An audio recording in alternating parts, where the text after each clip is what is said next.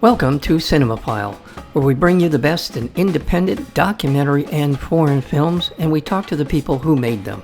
I'm your host, Mike Caspar, and you can find out more about the program by going to cinemophilepod.com. From November 30th to December 3rd, 1999, tens of thousands of people occupied the streets of downtown Seattle to make known their concerns about the existence of the World Trade Organization and its impact on the environment, human rights, and labor in the largest protest against economic globalization the U.S. has ever seen. There is a lot to this wonderful, terrific film called WTO 99. We are joined today by the director as well as producer, Ian Bell. Ian, welcome to Cinemophile. Thanks for having me, Mike. I love this kind of documentary where the story unfolds in real time and you're left as a viewer to essentially make your determinations, your point of view on what's happening without it being filtered through something else. And where did you come to know about this particular footage that you use in the film? And what was the inspiration for doing WTO 99? Yeah, so I'm originally from Seattle and born and raised. And I had happened to leave town and I moved to Japan a few months before the events around the WTO ministerial took place. Um, and while I was in Japan, friends of mine were participating and they were writing me letters and sending me photos. And of course, when the whole world comes to your town and you're not there to see what's happening, it kind of uh, leaves an impression. Um, and so I thought about it ever since and wanted to understand it. I had heard stories from the ground, both from cousins and friends who participated, who were gassed by the police or felt rubber bullets. But then I'd also heard from other locals, local family and friends who didn't participate, but had seen the news and had a very different impression about what took place downtown. My editing partner and I, Alex Megaro, we had uh, been working in an oral archival format for a number of years by the time we came to WTO 99. And I had mentioned to him years ago that if we had ever come across an archive, I thought it might be an interesting batch of footage to explore, especially, around the 2016 election. We had talked a lot about the the shifting of the labor vote and how for a lot of people it felt like it came out of nowhere, but we thought maybe there was something to be learned about those changes, Mm-hmm. if we had time to look at the footage from the WTO, because whether it was hearing about police brutality or from other folks who talked a lot about broken windows and the violence on the streets, everyone talked about the unity and how many different organizations, how many different causes came together to try to stop the WTO that week. And so I had been living in New York for a number of years, and in the middle of the pandemic, moved back to Seattle with my family. I had been reaching out to archives and archivists just to get to know who was around and get a sense for my new film community. And I lucked out and connected with an organization called MePops, the Moving Image Preservation of Puget Sound. Mm. And they had been working on a project with a member of the Independent Media Center who was gathering tapes from all the producers and videographers and cinematographers from who had been participating and shooting that week. And so they had collected about 400 hours and they were about 200 hours into the digitization process. And so we just had a conversation and told them I was interested in taking a look. And once they finished the whole batch, they were kind enough to let me take a look at some footage. And that footage now housed at the University of Washington Special Collections. But yeah, so we just started working right then. Did you always know that you wanted to do this as what we see in this film, where you're watching things unfold in real time, sequential? It's sort of a sequential look at what was happening. Was that always kind of where you wanted to start, or did you come to that after looking at the footage? How did that evolve? Yeah, we had Alex and I had some conversations about how to construct it if we weren't going to do it chronologically. Those didn't last very long. We had just finished an hour-long reconstruction of the January 6 riots. It's called 187 Minutes. We did that for Vice News. And having done that, we felt really confident about Yeah. capacity to time footage and to sync disparate tapes. And for that project, we ended up constructing these multicam scenes throughout the piece where it's not just one lens that you see an event unfold. You see it unfold from 3 to 12. Sometimes I think maybe we had, I don't know, maybe 12 was the max, maybe 14. But Wow. um, from all these different angles, so you can see outside the frame of any individual camera. And through each, kind of visual data point, your experience becomes more robust. And the hope is that the audience can is not being convinced by us to trust what they're seeing, but they can be immersed by the footage and know that they're seeing more than just one person's POV on the Yeah. event. Yeah. I think that adds so much to the credibility of watching a film like this, where you're seeing the actual events, you're hearing from the leadership of the movement, the anti-WTO movement, you're hearing from the mayor, you're hearing from the police, you're hearing a lot of different points of view, and the media. The media, we're seeing what the media is reporting as it's Mhm. happening in their own way. And I think it's very compelling, and you can easily just let it kind of wash over you, because to try and break down segments of it, or one particular day and the rest of it, may not work as well as just kind of taking it all in. And at the end, Mhm. I mean, I did. You have the sense of what went right, what went wrong, why, how, and also I want to get to this. This is the elemental part of this conversation for me, and that is WTO, World Trade Organization. I was politically active. I was a campaign manager during this period of time, Mhm. and I'm just going to throw in a little editorial comment of my own, and that is, this is part of the drift that you were talking about, of the loss of labor in the Democratic Party politics. Mhm. They were a reliable voter until when the Democrats turned their back. And this, I'm sorry, I'm going to lay blame on Bill Clinton. Bill Clinton pushed this Mhm. really hard, and he created the DLC, the Democratic Leadership Conference, which was business oriented to the exclusion of labor and to working people. This is where, Mhm. to me, the fissure really truly took shape and really continued until the election of Trump. And so, yeah, I see it. I mean, this is a great way to see that through the lens of in real time. Now, correct me Yeah. if I'm wrong, if you disagree or you think I'm, out of my mind, or all No, three. no, no. I mean, I think that like you see it. It's pretty plain, and I think one of the things that this film doesn't do is tell you exactly Yeah, what our point of view is, and the rules and our approach to it is almost a hedge against that. We want to respect the archive and really think about the film as an artifact first, and if a good film came of it, then that would be great too. But I think it's clear. I think you have 25, 30,000 members of labor unions in the streets asking for very specific things. And the party that seemed to represent their interests in the past were not responding to their demands now at the time.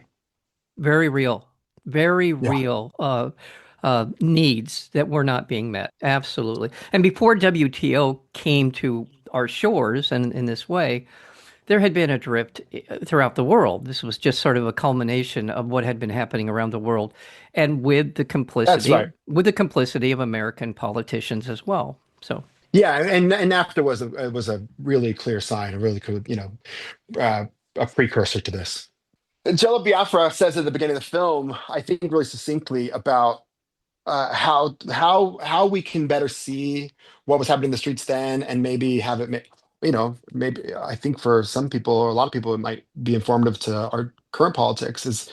It's not a He says it's not a left or right issue. It's a top versus the bottom issue, and that affects the majority of people on the planet, I think is the quote.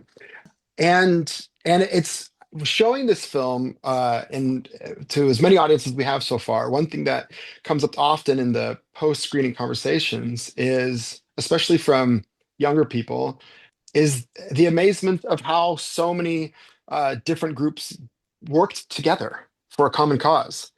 Even myself watching the footage unfold over the last few years, it was at times surprising, but all the times inspiring that people could set aside, very real differences that made other days really hard to galvanize. They set those aside and focus on a common issue that was going to affect everyone. And so that was, just as a citizen myself, it was really Yeah. uh, inspiring to work on that.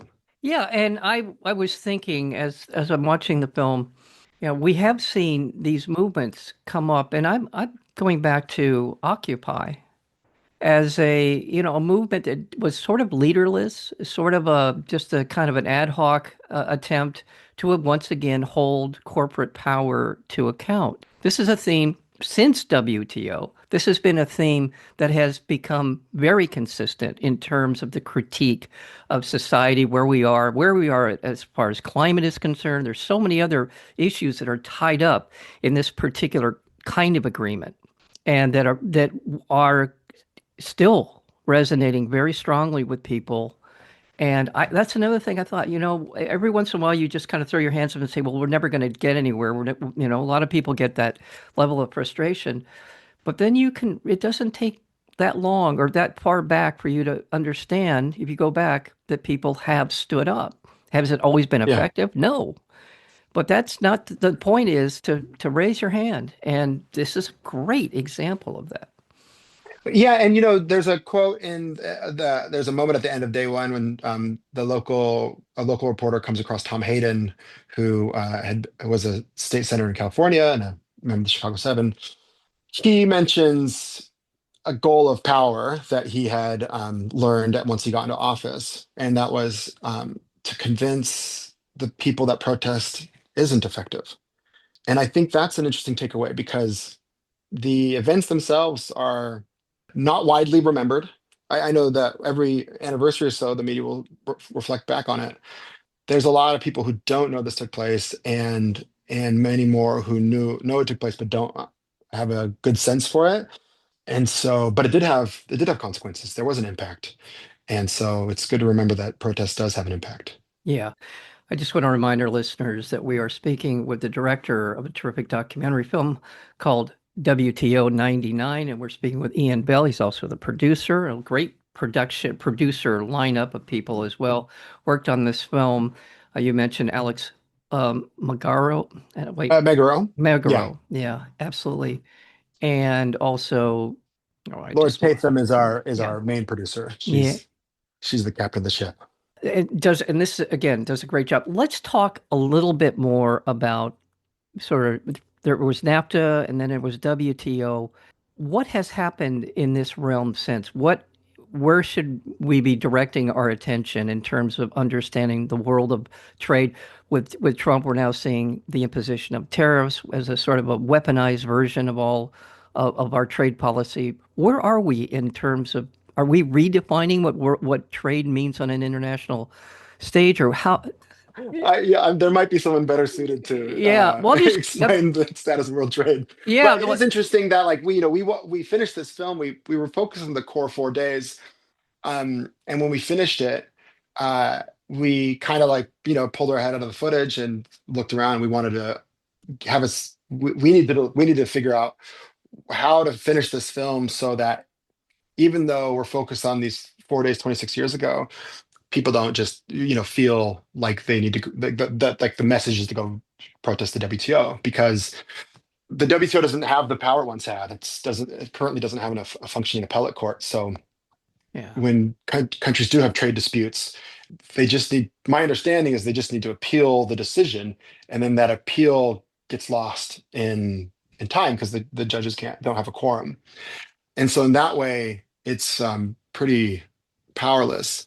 But it is, I can't say describe exactly where we are, but it is interesting that the goal to shut down the WTO and to return sovereignty to each individual nation, it seems like it's taking place, but the way in which it's happening, I'll leave that to everyone else's judgment. But Yeah, yeah. Well, I do remember the courts. That was a huge issue during this yeah, period of time because they were going to preempt national attempts to adjudicate these kind of disputes. It was going to be the kind of the Supreme Court of this agreement.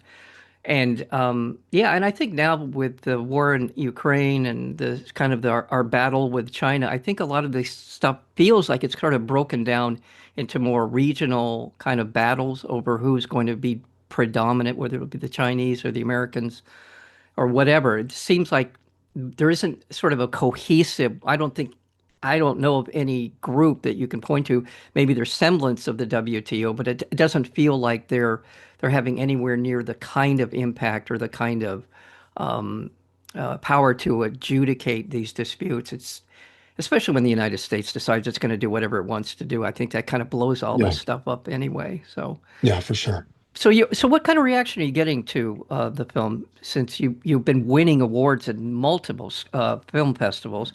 Wonderful, congratulations on that. But Thank you. what's the general reaction been? You did mention it earlier, but I'm sure what has surprised you about the reaction to the film? Yeah, it's been generally positive. I think that like we just have we've had so many great conversations about the commitment that the people in the streets had. A lot of people call out the tactics and not having had exposure to the direct action tactics before, and that was inspiring to a lot of people that have seen it. Other people have mentioned the relationship between protests that fill the streets and direct action and how they can empower each other. Others have called out, a sense of seeing it and not feeling as alone in their own desires to organize and to make impact. But Yeah, I think it also depends on your exposure and your age, and if you're right. around at the time. And it's been a great conversation starter. And I don't know, the whole team's enjoyed every time we've had a chance to be there at a screening and chat with folks. Yeah, and I would think with the No Kings marches that we've had recently, it would put a little fuel in their tank to see something like this. If people are Hmm. disposed to this kind of protest, putting themselves on the streets, I think this would be encouraging. Because just as you described, the tactics, that's another thing that's fascinating, is that part of it, the sort of learned from years of the massive protests back in the 60s and moving forward, people have learned how to do nonviolent protests in a very effective way. And you see that in the Yeah. film. Yeah, and what's interesting is we you can't time these things, but we premiered the week that the first round of trade wars began this last year. And so we were showing it to audiences that were already, their context was these trade disputes. And then as the year, it's been a wild year, and the occupation of cities and seeing the same police, tactic against people Yeah. that are expressing their political opinions, just like we see in the film, also has fostered different conversations. And I think it's been, I don't want to put any words in anyone's mouth, but it seems to be inspiring, and to see another era of protesters facing the same issues, Yeah. but also disheartening that it's been going on as long as it has. Well, I want to let people know that the next time you can see this film, and if you're in the New York City area and you're listening to our conversation, it will be playing at the wonderful DCTV theater run by John Alpert, one of the great purveyors and creators of documentary film. And that'll be December 5th through the 11th, three screenings per day. John does a great job of getting the word out about people, for people to come and watch what he's doing. He's a hero of mine, to be honest with you. So I'm Awesome. glad. Yeah, I just Yeah. think he's great. No, they've been so welcoming to us. And if it fits in your runtime, we're also in LA next Wednesday at 2220 Arts and Archives, and we're in Seattle at the Northwest Film Forum this weekend and next weekend. Okay. Well, Ian, thank you. Thank you so much for WTO 99, certainly a very powerful and moving documentary film, and the luxury of watching things unfold without really any interference in our perceptions and or our expectations about what is happening or why and how. It's a wonderful watch, and my congratulations to you on finding or being a part of this, finding this footage and putting it together in such a way that I think illuminates our world today as well as what we saw in 1999. So thank you, Ian. Thanks for having me, Mike. You have been listening to Cinemaphile with Mike Kaspar, the place where you will hear from the best in independent documentary and foreign filmmakers. Please check out our previous interviews as well as upcoming interviews and special programming by going to cinemaphilepod.com. We are also available on Apple Podcasts, Spotify, and YouTube, searchable under Cinemaphile with Mike Kaspar. Until next time, thank you for listening.